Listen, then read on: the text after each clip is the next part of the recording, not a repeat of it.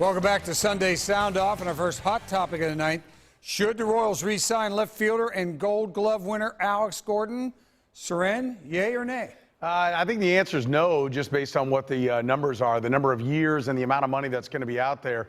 You know, Dayton Moore said that they're not going to do things in a reckless fashion. I think what he's doing is basically setting up the fans that they're not going to re-sign Alex Gordon. Look, teams like the Yankees can throw away the last 2 years of a 5-year deal and not worry about it. They can have a guy making $16, $18, $20, $22 million sitting on their bench or sitting on their disabled list. The Royals can't do it. One of the main reasons why the Royals have been in the World Series the last 2 years, they've got a young club that stays healthy. The majority of their payroll is on the field. 95% of their payroll is always healthy and ready to go. And as Alex Gordon gets older, you know, all you got to do is look across the diamond and see Omar Infante and how much time he spends on the DL. Older players get hurt. The Royals can't afford to have a big chunk of their payroll sitting on the DL, and 5 years is just too long for a guy that's going to be 36 at the end of the year.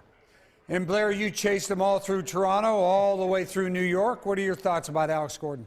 Well, he's one that I'd like to see him back, but I don't think it's going to happen. And I think if it was going to happen, the Royals would have made it happen before this season started. I think they would have signed him before the season, and we wouldn't be at this point. The Royals have never given a player a contract more than $55 million. And Alex Gordon could command almost twice that much in a 5-year deal. So I think Seren's right. I think the press conference earlier in the week was sort of to get Kansas City ready for the idea that Alex Gordon's days in a Royal uniform are over. Yeah, plus winning the World Series gives them a lot of credibility and leeway just to sort of let one of their favorite players go. Les, what do you think? A lot of other players now that actually want to come to Kansas City. They like the management, they like the players, they like the way baseball is played here in Kansas City now. And this could also be a precedent on how the game is approached, the old Billy Beane and Moneyball situation. So, look, if you spend everything with tunnel vision now on Alex Gordon, it puts you in a situation where now what are you going to do with Hosmer? What are you going to do with Moustakas? What are you going to do with Kane? What are you going to do with all these guys that you're trying to keep around? You can't sacrifice the whole team for one. So I just don't think they're going to get it done. And here's our second hot topic of the evening. Will the Royals repeat and win another World Series championship next season? Now, we all know that's extremely difficult to do. Blair, what are your thoughts? What are the odds on that happening? Oh, I don't know. They did it this year with a starting pitching rotation that I thought was somewhat comparable to the previous years.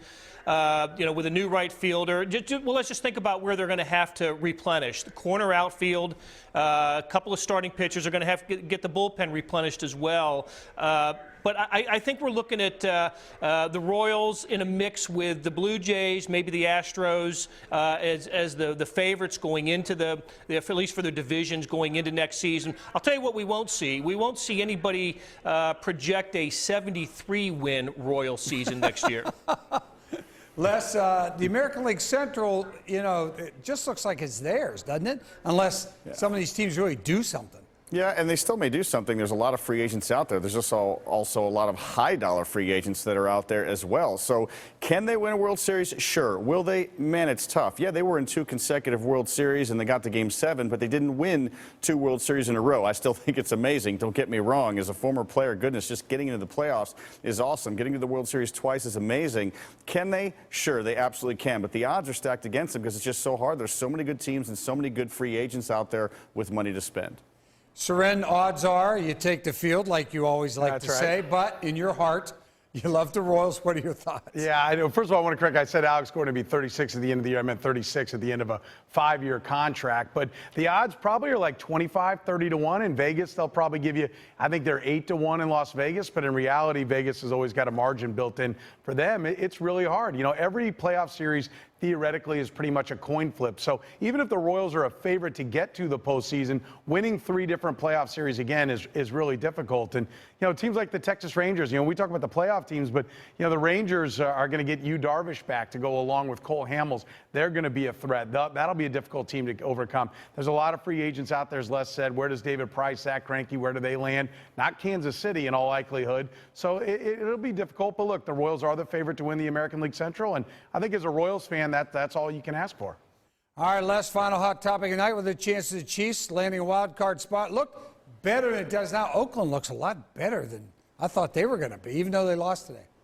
Yeah, I don't see it because they're not going to win at Denver next week, and then they're going to have to run the table the rest of the season to even get that shot at it. That means twice San Diego, twice Raiders. Sure, they could maybe get the Bills. It's a comparable team. They're probably going to get Baltimore. They're definitely going to get the Browns. Johnny Manziel is just not the quarterback they thought he was going to be, and so I just don't see it happening. Even if you have one bad game in there or San Diego beats you with their incredible offense, it's still just a tough deal. I do not see them getting into the playoffs, even in the wild card sense. Sharon, too long a shot?